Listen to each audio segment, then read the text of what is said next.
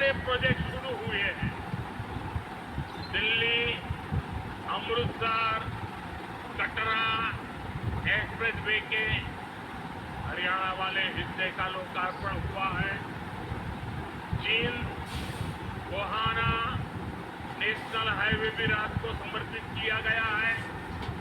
इसके अलावा अंबाला, काला आम फोरलेन से भी हरियाणा और हिमाचल दोनों राज्यों के लोगों को बहुत सुविधा होगी।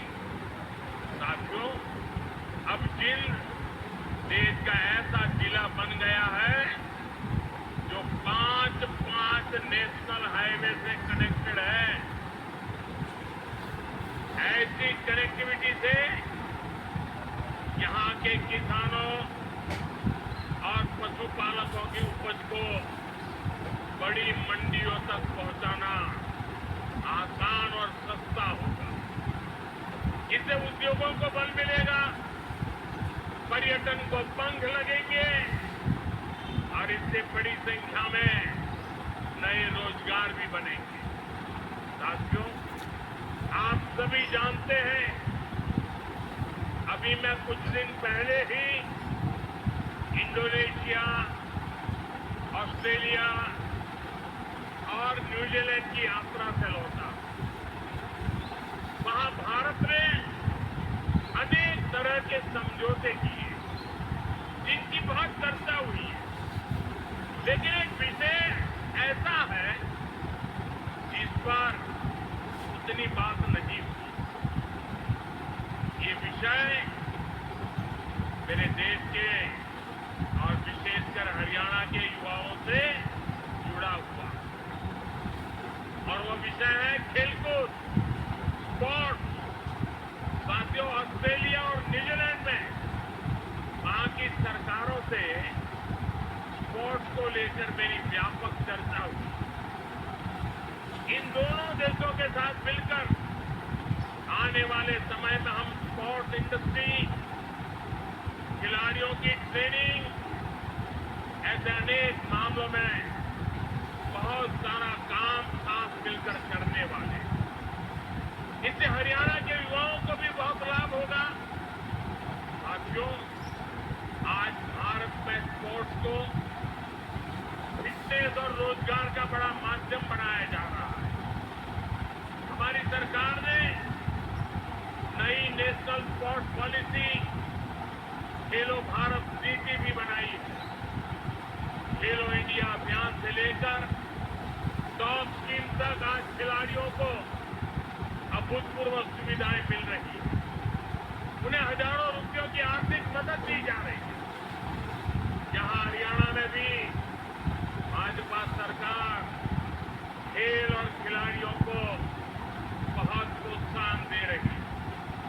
साथियों, आज ये कार्यक्रम भले हाइड्रोजन ट्रेन का है, दूसरी विकास परियोजनाओं का है, लेकिन मैं आज यहाँ के नौजवानों से एक और बात भी कहने आया हूं। आप सभी जानते हैं, साल 2030 में भारत कॉमनवेल्थ गेम को होस्ट करने वाला है। 2036 में ओलंपिक गेम्स भारत में हो, इसके लिए भी हम पूरी तैयारी कर रहे हैं। इसलिए हर खिलाड़ी को जोरदार तैयारी करनी, पूरा दमखम लगाना है। मैं आपको विश्वास दिलाता हूं कि डबल इंजन की बीजेपी सरकार आपको हर सुविधा देगी। और जो 36 के ओलंपिक को देखना चाहते हैं, आज जो 5 से 12-15 की उम्र के बच्चे हैं ना, हमें उस पर ध्यान केंद्रित करना होगा। और एक बात और भी बता दूं, आने वाले समय में अहमदाबाद में world police and fire games जो होने वाली, मैं हरियाणा के साथियों से कहूंगा कि आप इसके लिए भी खूब तैयारी कीजिए।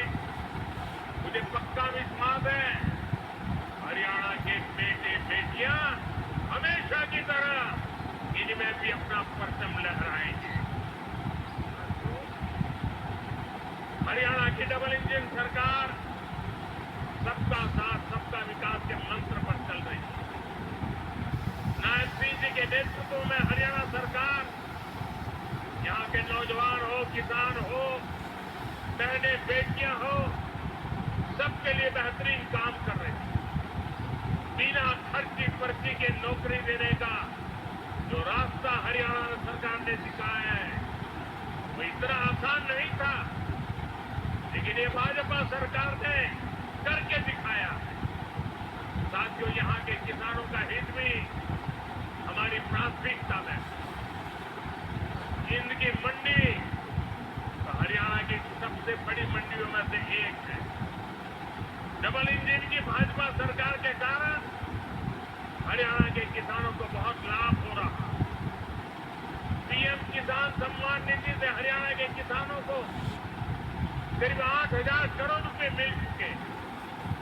इसमें जिंद के हमारे किसानों को भी 600 करोड़ रुपए से ज्यादा मिल चुके। साथियों, हमारा देश संस्कार और संस्कृति का देश है और ये क्षेत्र तो इस समृद्ध विरासत का बहुत बड़ा केंद्र है। ये जिंद की धरती है जहां महाराजा रणजीत सिंह का गौरव भी है और पांडवों की आस्था भी है। पांडु पिंडारा और रामराय जैसे पवित्र तीर्थ आज भी लाखों श्रद्धालुओं का आस्था के केंद्र है। साथियों, आस्था और अध्यात्म की यही विरासत है जिसे आज का भारत सहजता भी है और अब अगली पीढ़ी तक पूरे मान के साथ पहुंचाता भी है। इसी भाव के साथ आज कुरुक्षेत्र में एक सिख म्यूजियम की आधारशिला रखी गई है। हरियाणा का ये नया संग्रहालय भारत की महान गुरु परंपरा को अगली पीढ़ियों तक पहुंचाएगा। साथियों, हरियाणा अब तेज विकास के पथ पर दौड़ रहा है। खेती हो या फिर उद्योग, ये तो ऐसे पहिए हैं जो हरियाणा को सशक्त कर रहे हैं। आज जिन प्रोजेक्ट का शिलान्यास और लोकार्पण हुआ है उनसे हरियाणा के विकास को और गति मिलेगी और हरियाणा का ये तेज विकास विकसित भारत के सफर को और ऊर्जावान करेगा। इसी शुभकामना के साथ आप सभी को फिर से बहुत बहुत बधाई देता हूं और देशवासियों को भी देश की पहली हाइड्रोजन ट्रेन के लिए अनेक अनेक शुभकामनाएं देता हूं। मेरे साथ बोलिए, भारत माता की,